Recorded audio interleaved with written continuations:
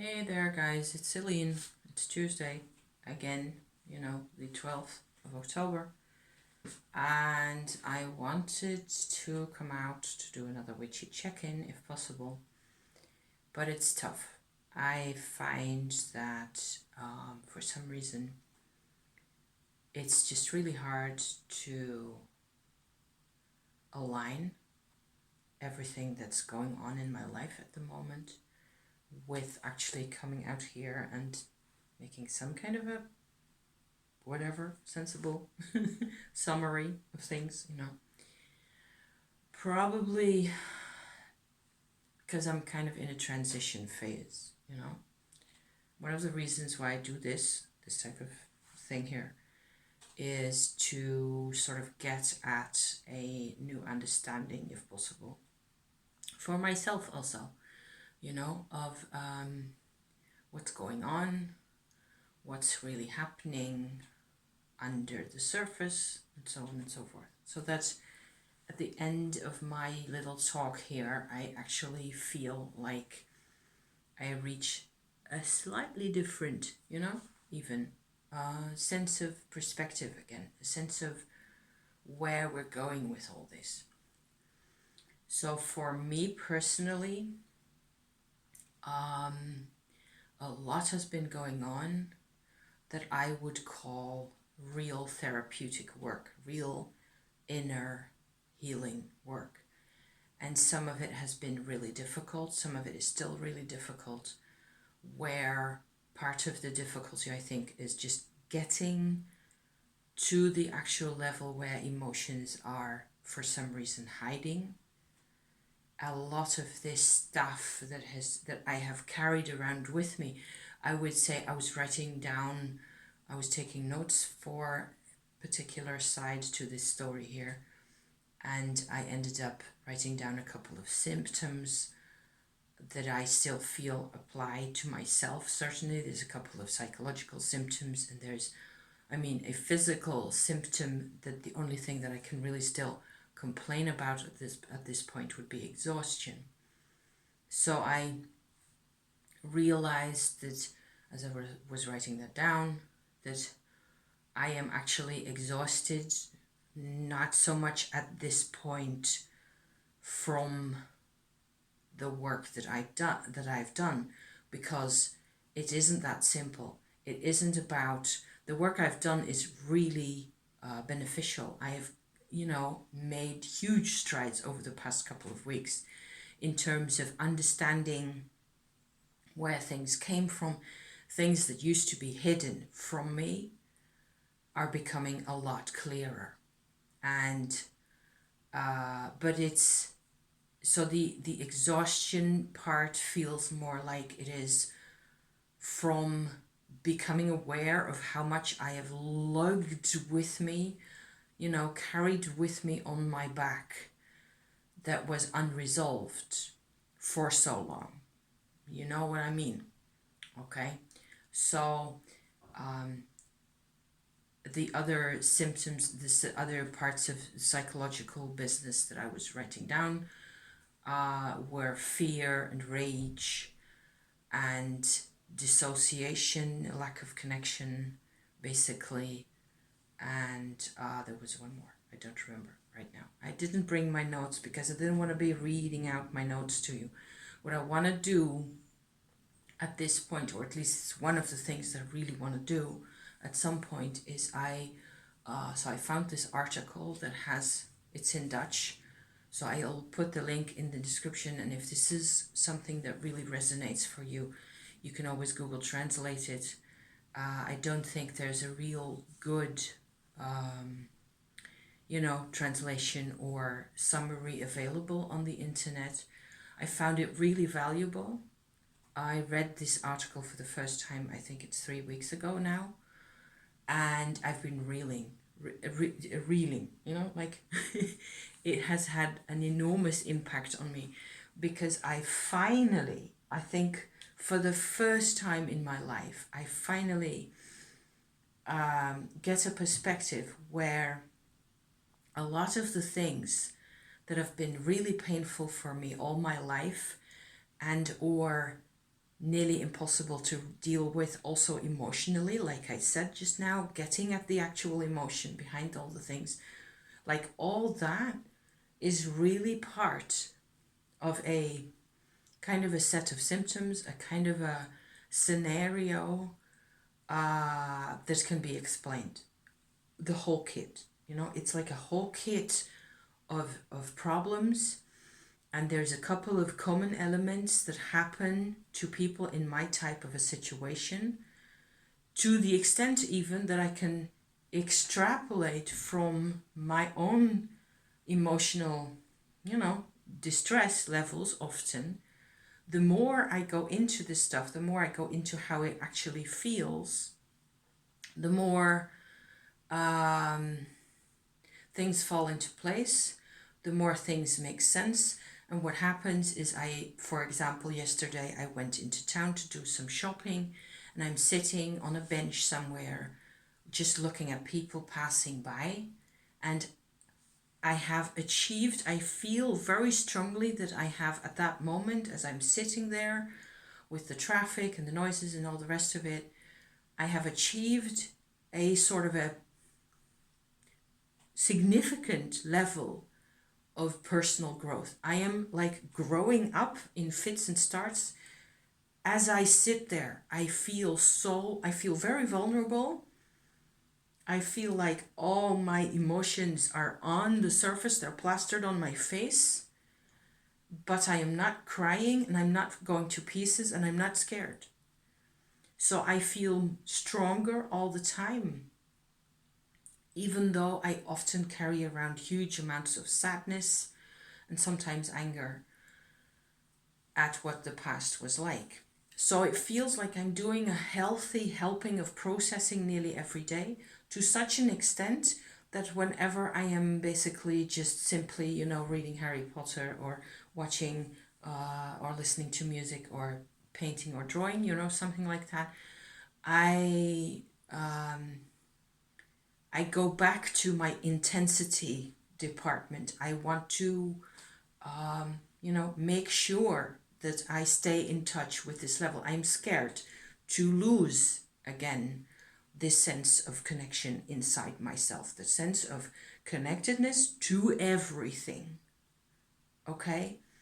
Another thing that's helped me a great deal is I've discovered another therapeutic YouTube channel, therapists channel, I should say. Whether it's therapeutic is up to you, of course, to decide. I will link his channel in the description. His name is Patrick Tian, I think, if I pronounced that right. He's an American, fairly young person he's a practicing therapist, and he's got all these, you know,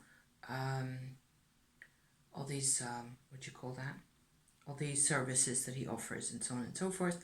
But he basically also does free videos on trauma, on what it looks like, on how we behave, how children react to trauma, and what you carry along with you in your life as a grown-up.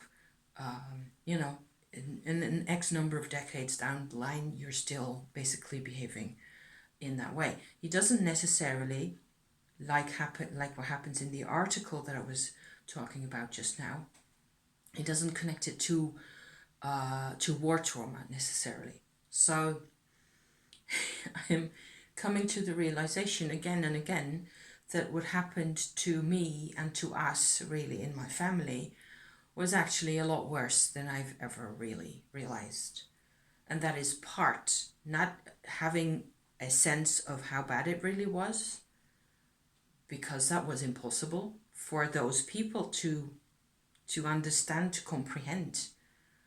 That is really part of the type of problem. You're constantly sort of fighting an invisible, cloud-like, dark enemy that is around you and with you, and it's very scary. And sometimes the good news is there's healing that can happen, and the shortcut to healing is really connection.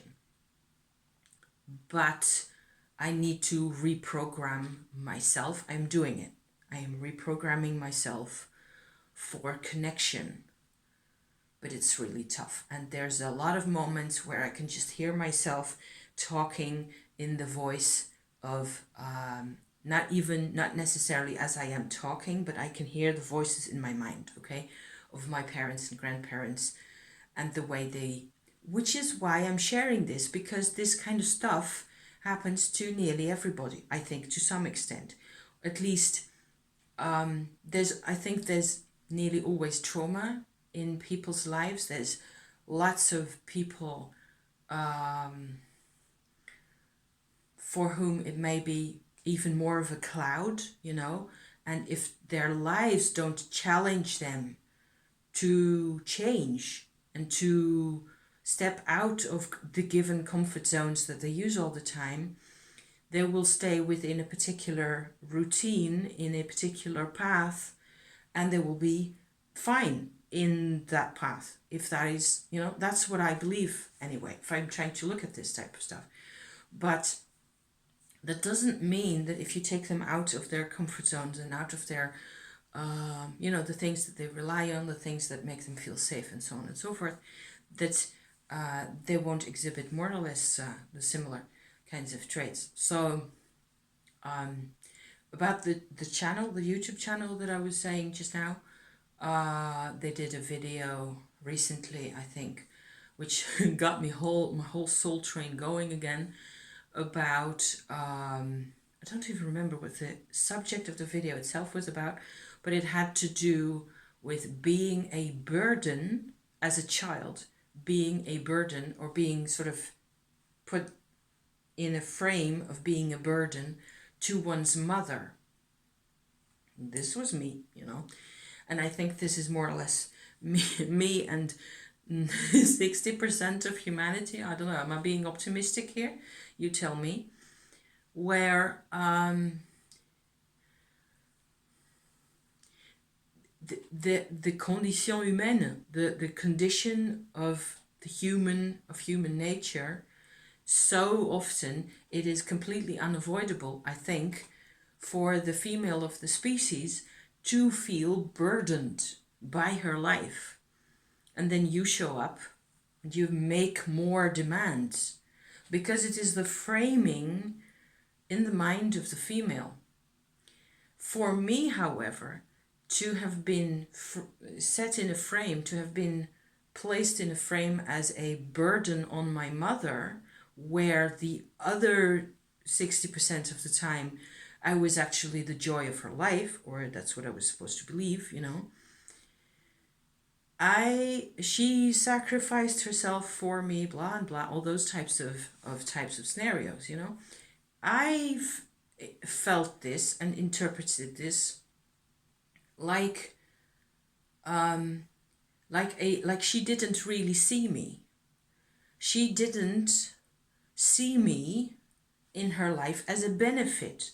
I was something that brought her joy, but she was very what you call that, ambivalent in those types of things. The one moment I was the joy of her days and the sunshine of her skies, and the other moment, you know, heavy duty types of emotions like rage and fear and all that came whistling around the bend, and I was just caught in the crossfire, like so many more people. I am realizing more and more from both of these sources, so from this article as well as from watching these YouTube videos by also lots of other people, you know, I'm realizing more and more, and this is a fairly new perspective that I hadn't gained really from my work with Teal Swan's approaches, you know, how normal it all is, really, how very much I am actually part of a huge tribe of people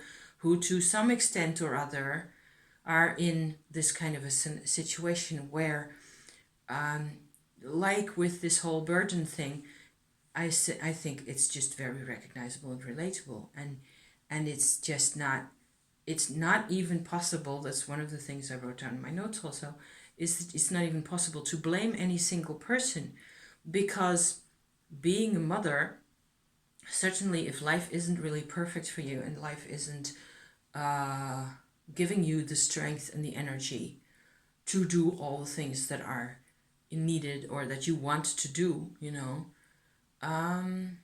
that happens all the time. So people often don't have the actual strength that it takes to do the things. So a lot of this is quite heavy duty. I'm trying to sort of scrabble for comfort in all sorts of weird corners. I showed you a little bit of my big book that I am putting together, that has to do, that has all sorts of arts bits in drawings and photographs and stuff. It's coming together really nicely.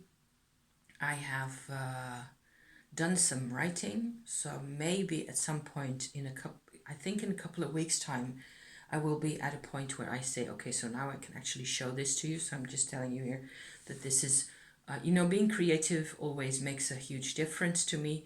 Although even there, it is quite possible for me to sort of sidetrack off into, colors and paints and things, and forget about why I'm really doing this. So I constantly feel like I'm a little child myself, that I have to sort of remind of why we are doing this, which is, I suppose, also kind of normal. So yeah. The other thing that I've turned to for comfort really is Kabbalah. Strangely enough, the whole Tree of Life business seems to... I have 2 books now that I'm reading, one in between the other, bits and pieces. One is lying over there, and I can read the title from here. It says A Kabbalistic Universe, and the other one's just called Kabbalah, and it's they're both really useful books. I can look them up and stick them in the description for you if you want to have a look at that. It's funny how, to me, it actually makes sense.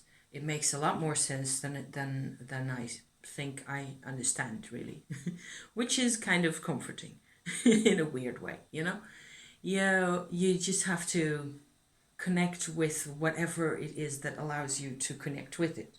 And in this case, apparently the Tree of Life concepts of the Sephirot on the Tree of Life, the way what they represent, kind of makes sense to me.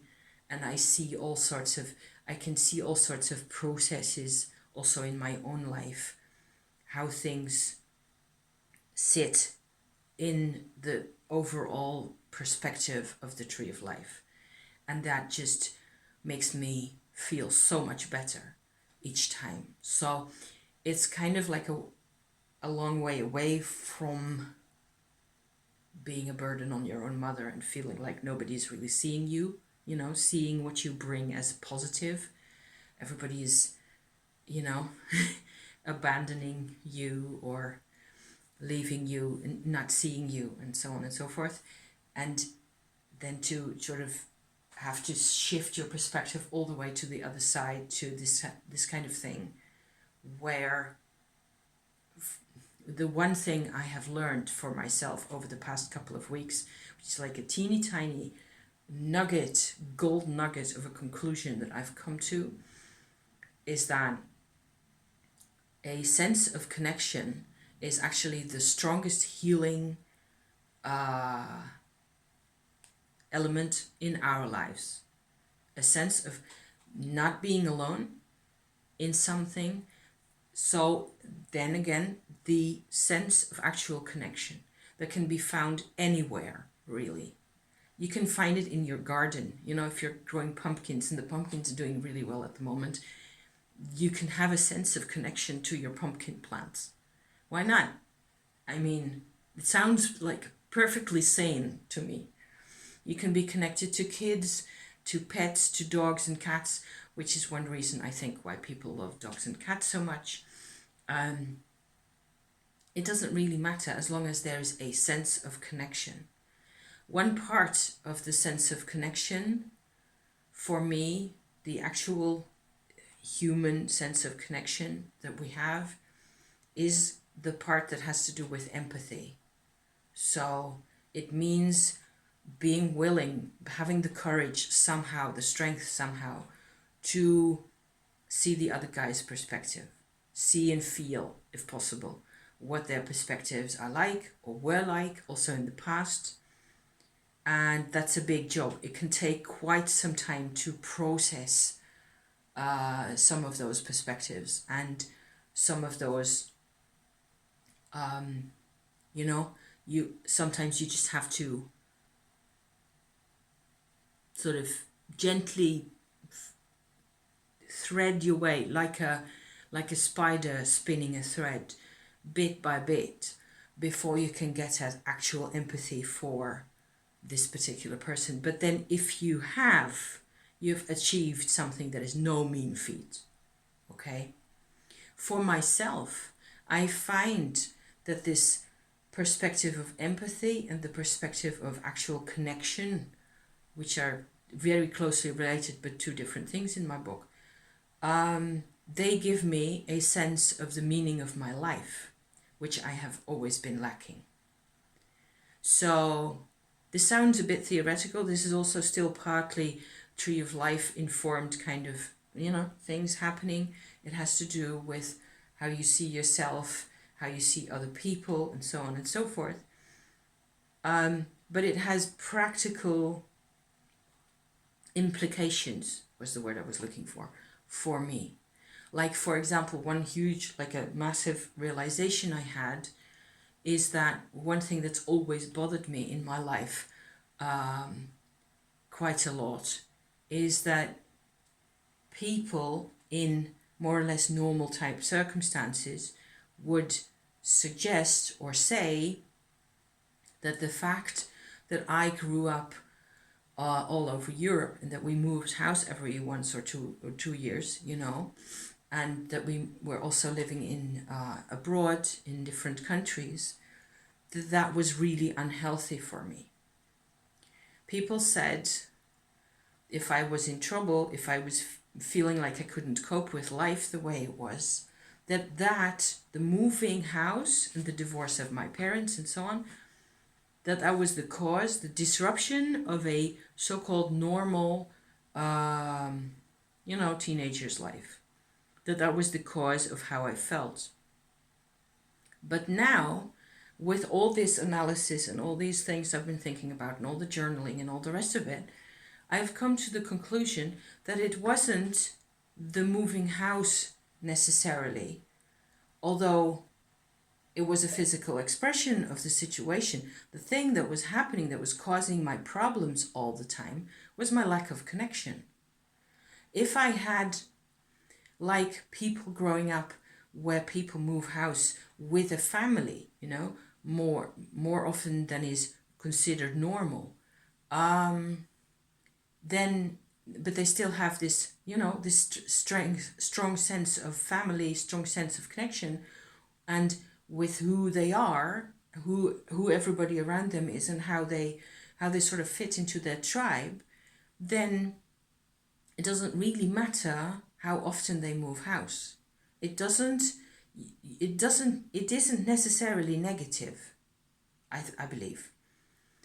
So, on the other hand, people who grew up in the same town for all their lives and stayed there and, married there and so on and so forth, can still feel disconnected.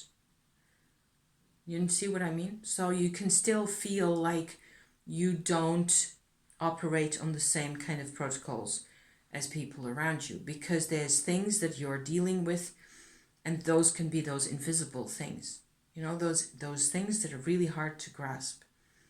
And in my case, it's definitely, I have become aware that the whole war trauma for my parents has actually had way more impact than I have ever realized. And it is like, I'm trying to sort of see it as a psychological process where people are hurt and people have been hurt and damaged and controlled and pushed around way before the Second World War, way before the Holocaust and all of it. That process was already going on. And the common denominator through all those years, coming down to 1966 when I was born, which is like 20 years after, more than 20 years after the end of the Second World War, I was still given the circumstances, the vibration around me was the vibration of a huge group of unhealed people. So the whole pattern of the abandonment, of the lack of connection, the lack of empathy, and all the rest of it was just given to me, just like it was given to hundreds of thousands of other people. And I believe now in 2021, the whatever it is, the planetary positions and all the rest of it, in the skies, in the astrology for these times, what with, the COVID things happening and the lockdown and all that, are really a challenge to all of us to come to a different understanding of where we come from, of who we really are, of who made us, and to redefine ourselves in terms of the power to look beyond the programming, the surface of this is what I've been given, so this is what I just have to be for the rest of my life. And so I have to be a nomad for the rest of my life because I moved house so many times before, when I was a teenager. So I have to be a nomad, something like that. My mother, because of the situation she was in, because of her background, was enormously possessive of me. And I didn't know how to deal with that when I was 4 years old, obviously. So I got punished for, disappearing and walking off, which is normal. I mean, I've never really had a hard time understanding why she lost it when I disappeared. But the way it was is that those people, my tribe, my people that I belong to, really hard to say it that way, but okay, yes, I do belong to those people. They had all these unprocessed emotions, and what you get is a lot of silence, a lot of kind of a narcissistic, isolationist kind of a proceedings about life, a lot of silence, like I said, to keep things under control and so on. These are all circumstances that happen to everybody who has been through those types of times. When you're born 20 years afterwards, you have no clue. You cannot see, there's no guns. The whole situation's changed. The world has changed. The vibrations changed. Everything looks completely different. But the whole charge is still there. Because those people lacked the network, the tribe, the reliance on each other. And those people who did have the opportunity to rely on each other, they got through the things. So they're out of it. They've gone on with their lives. My people didn't get a chance to go on with their lives, really, ever. None of them, I think. So there's, a dozen people, at least, who are still suffering. And my people of my generation, so my cousins, they have the same issues. People are still battling invisible enemies. So, yeah. So I'm doing my thing. I'm working on my book. I'm making my video here. Thank you so much for watching, you guys. This is really difficult to talk about. I find this it's a really great exercise for me to have to sort of unscrew the pot each time and find the words. I find that I have to repeat for myself over and over again and journal again and again, to the same stuff to sort of finally make it more tangible for myself.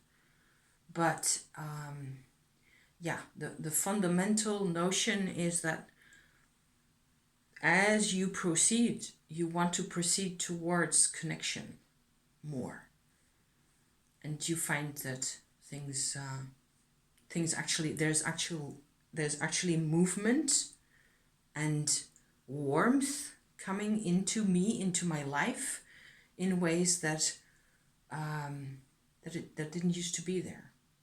So yeah, so that's my message for today. Thank you again for being here. I hope this is in some way supportive, or that it helps you. So I will put my intel in the description to this video, and maybe you can find some good stuff there. Okay, see you next time. Okay, thank you for watching. Bye bye.